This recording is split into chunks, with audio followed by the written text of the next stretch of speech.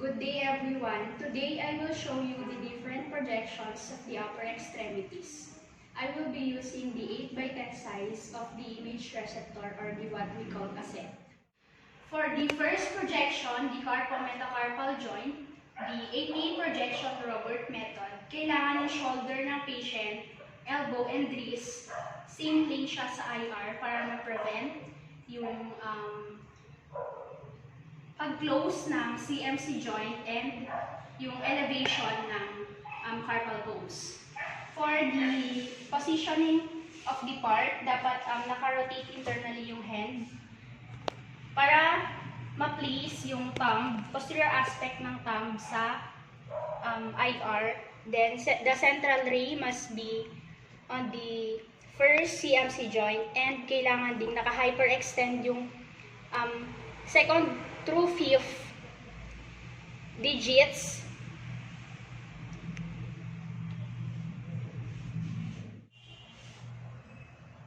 This projection shows the first CMC joint or carpometacarpal joint free of superimposition. For the second projection, AP projection, Borman method, again, sit the patient at the end of the radiographic table. Kailangan yung forearm ng patient is naka-parallel siya to the long axis of the IR. Kailangan yung CMC joint ng patient, this CMC joint ng patient, naka-center siya sa IR. Then, i-hyperextend yung hand. Then, gumamit ng bandage loop para hilain. Then, abduct the thumb.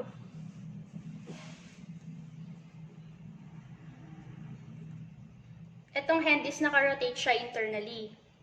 Naka-abduct yung thumb para flat siya sa IR. And then yung central ray, dapat naka-angle siya 45 degrees by the adjacent carpals. Dito. Dito papasok yung central ray, 45 degrees. This projection shows the CMC joint, first metacarpals, the CMC joint, and the trapezium. For the PA projection, folio method, sit the patient at the end of the radiographic table. Then, place the both hands of the patient into the cassette. Then, rotate them externally pala, I should say. Rotate the hands externally. Use a rubber band. So, wala po akong rubber band na matino. Kaya ponytail na lang po. Then, use or place a roll of medical tape between the bodies of the metacarpals. Wala din po akong medical tape. So, yung charger ko na lang po ang ginamit. Then, for the central ray, it is perpendicular to a point midway between both hands at the level of the MCP joints. Dito po yung central ray. This projection shows the first metacarpals and the first MCP joints of both hands. For the PA projection of the hand, again, sit the patient at the end of the radiographic table. And then, yung hand ng patient is naka-prone siya. Palmar portion ng hand is naka-prone. Then, paghiwa-hiwalayin yung digits. Then, yung central ray must be perpendicularly directed entering the third MCP joint. Dito. Dito siya mag-enter. Then, dapat yung forearm and hand is parallel with the long axis of the IR. For this projection, the structure shown for this projection of my patient is the distal radius and ulna, the carpals, metacarpals, and the phalanges. For the PA oblique projection lateral rotation of my patient's hand, kailangan yung hand ng patient is naka-prone or pronated ulit siya. Then, sa PA oblique projection lateral rotation na to, kailangan gumamit ng 45-degree foam wedge. Pero wala tayong 45-degree foam wedge. So, gaganto lang natin yung ng patient, kamay ng patient. Paghihiwalayin konti. The central ray for this projection is perpendicularly directed, entering the third MCP joint. The structure shown for this projection are the distal radius and ulna, carpals, metacarpals, and phalanges. For the lateral projection, lateromedial inflection, lateromedial extension, and fan lateral, seat the patient at the end of the radiographic table again, and the forearm and hand of the patient must be parallel to the long axis of the IR. For the lateromedial flexion for my patient's hand, the positions of the part, the hand must be in a pterolateral position, and then ulnar aspect down.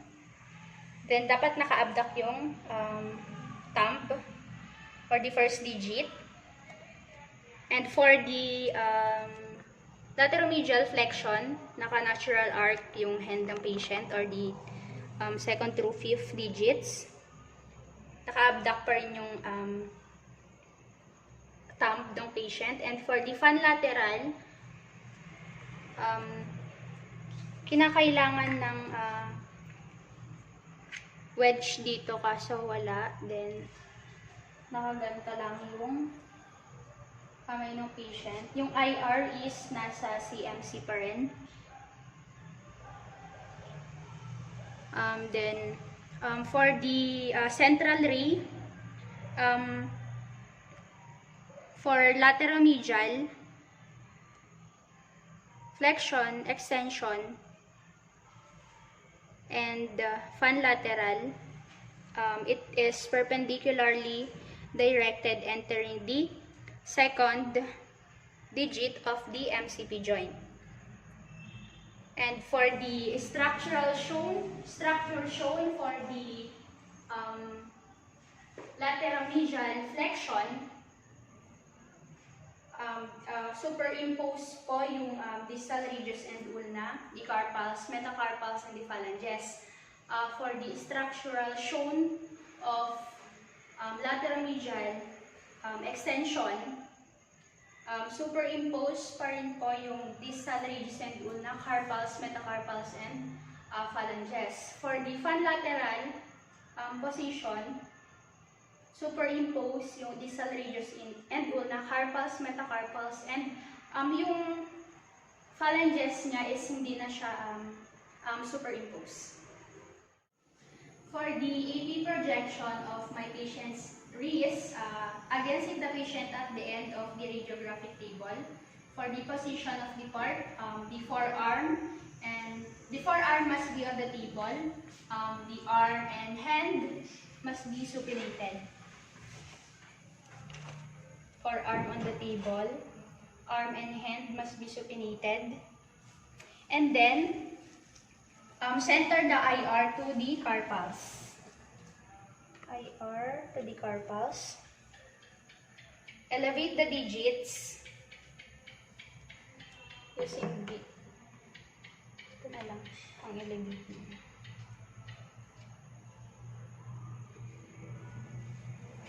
And the patient must be in a lateral projection, nakaling siya laterally para ma-prevent yung rotation ng wrist natin or carpal bones.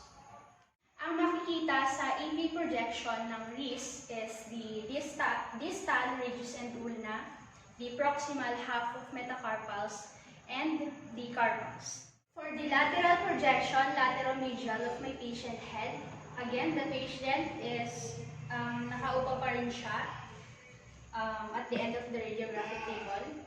Position of part ng aking patient is dapat yung elbow niya naka-flex 90 degrees. And then, rotate the ulna to lateral position. And center the IR to the radiocarpal joint, or the what we call wrist. Then for the central ray, it is perpendicularly directed to the wrist joint. For the structural shown, ang makikita po sa projection na to, lateral medial ng wrist, is the superimposed distal radius and ulna, superimposed half of the metacarpals and the carpals. For the projections of the forearm, first the EP projection. Sit the patient close to the radiographic table and supinate the hand of the patient, and the elbow must be extended.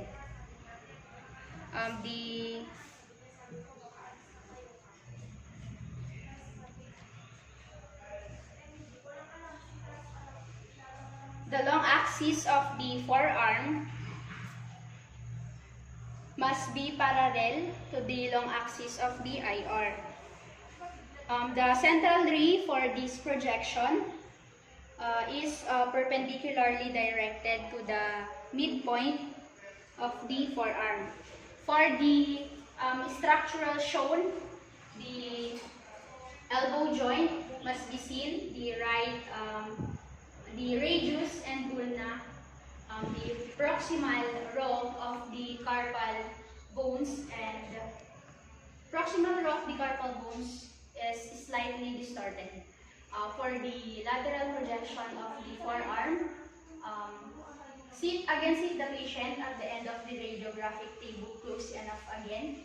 And dapat yung hand ng patient is naka-flex siya, or yung elbow naka-flex siya 90 degrees. And then, yung long axis ng forearm must be parallel to the long axis of the IR again. And its central ray is perpendicularly directed to the midpoint of the forearm. And the structural shown for the lateral projection of the forearm, the elbow joint must be seen, the radius and ulna is superimposed, and the carpal bones, proximal row carpal bones, I should say, must be seen also. For the projection of the elbow of my patient, the AP projection, the position of the part, extend the patient's elbow, supinate the hand, center the IR to the elbow joint. The long axis of the IR must be parallel to the long axis of my patient's elbow. Kailangan nakasupinate yung hand ng patient para ma-prevent natin yung rotation ng radius and ulna, or the bones of the forearm. Yung central ray for this projection, EP projection, it must be perpendicularly directed to the elbow joint. For the structural shown, the distal arm must be shown, the proximal arm, the radial head, neck, tuberosity superimposed over the proximal ulna, and open po yung elbow joint. For the lateral projection of the elbow, position of the patient seated at the end of the radiographic table. For the position of the part, for the lateral projection of the elbow, kailangan yung patient's hand is naka-flex Yung elbow, naka-flex siya 90 degrees and then naka-lateral yung forearm and hand. The IR must be parallel to the long axis of the elbow or of the part. The central ray for this projection must be centered at the elbow joint.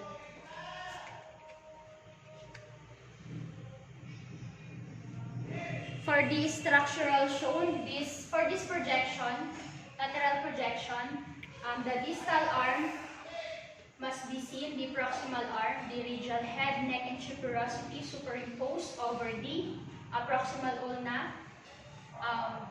Yung humeral epicondyles, superimposed din siya. Yung radial tuberosity, naka-face siya anteriorly. Then yung radial head, neck, and or partially superimpose the coronoid process and the olecranon process also, or nakikita rin siya sa lateral projection ng elbow. For the radial head for position series, the lateral projection, the position of the patient, sit the patient low enough to place the entire arm in the same horizontal plane. Position of the part, flex the elbow 90 degrees. Flex the elbow 90 degrees and then center the elbow to the IR, I should say, to the elbow joint.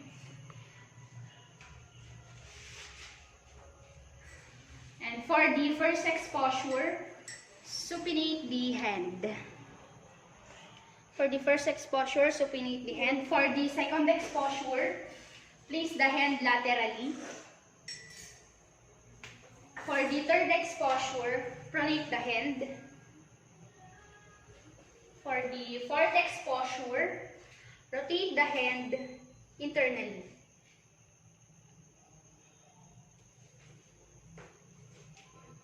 The central ray for the radial head for position series lateral projection, it must be perpendicularly directed to the elbow joint. The structural shown for this projection, the radial head's tuberosity facing anteriorly for the first and second images and posteriorly for the third and fourth images.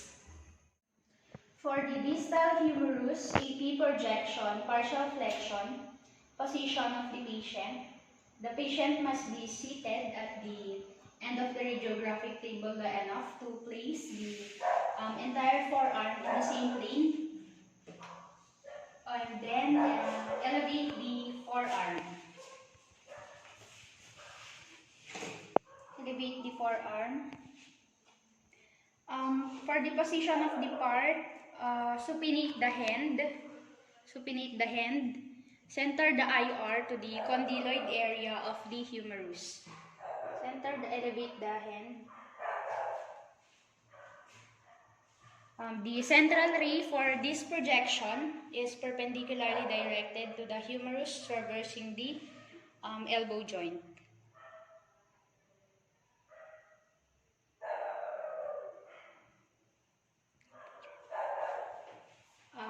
For the structural shown for distal humerus AP projection,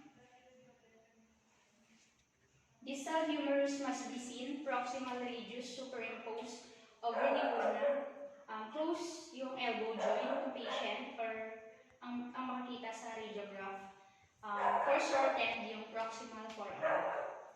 And for the proximal forearm, PA projection, acute flexion, the position of the patient must be seated at the end of the radiographic table with the elbow fully flexed.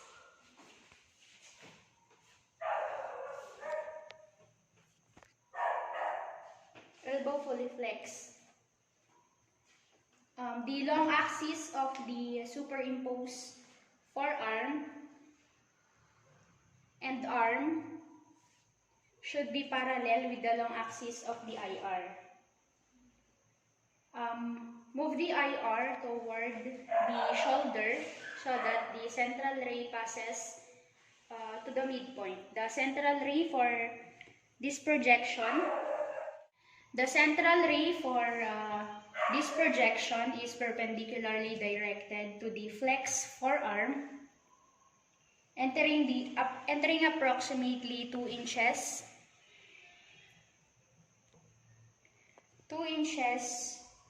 distal to the olecranon process.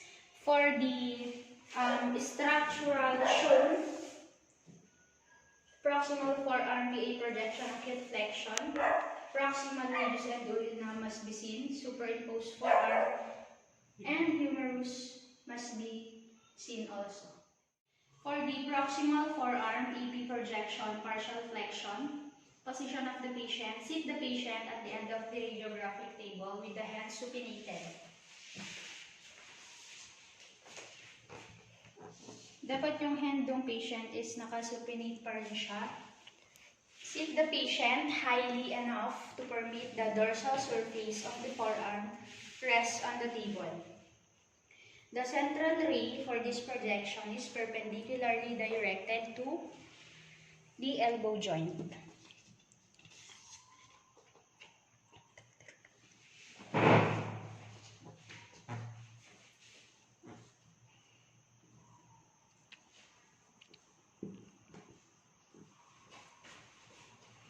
For the structural shown for this projection, the proximal radius and ulna, the radial head, radial neck and radial tuberosity superimposed over the proximal ulna, and the elbow joint is partially open, and the distal humerus are foreshortened.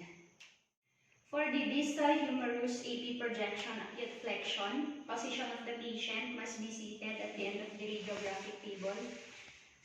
The elbow must be fully flexed. For the position of the part for my patient, the elbow must be fully flexed. The long axis of the arm and forearm should be parallel with the long axis of the IR.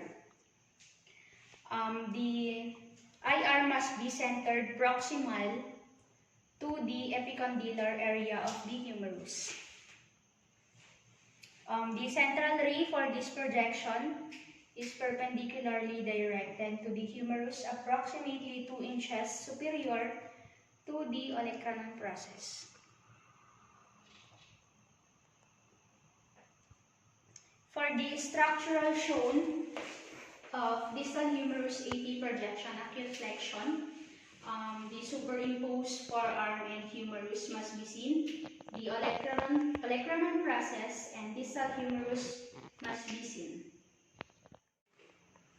For the scaphoid series, PA and PAH shell projections, Rafferty-Law method, ulnar deviation, the position of the patient must be seated at the end of the radiographic table with the arm and forearm resting on the IR. Position of the part. For my patient's position for the projection of scaphoid series, PA and PAH shell projection, Rafferty-Law method, ulnar deviation, place the wrist on the IR. For PA projection, place the wrist on the IR for PA projection, and then ulnar deviate the wrist extremely. The central ray for this projection should directly enter the scaphoid bone. Dito mag-enter yung central ray.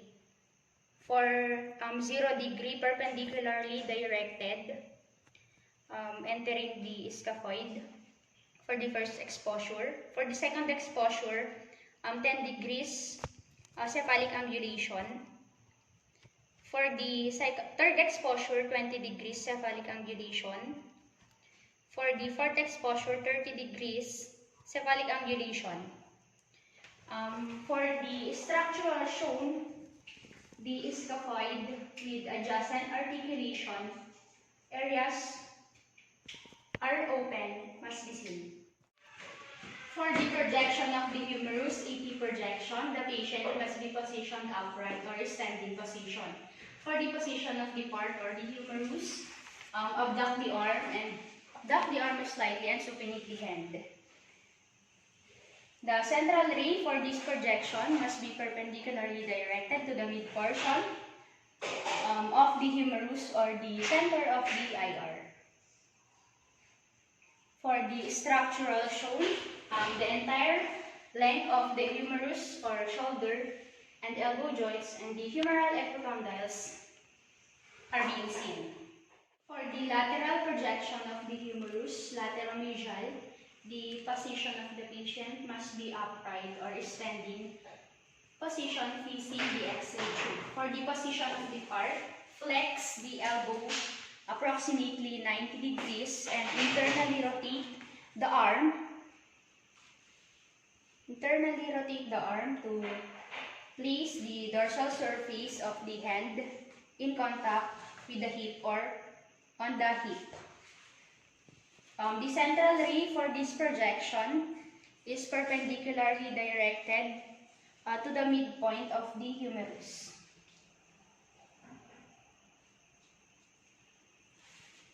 The structural shown for this projection, lateral projection of the entire length of the humerus are being seen, the elbow and the shoulder joints, the superimposed epicondyles are being seen.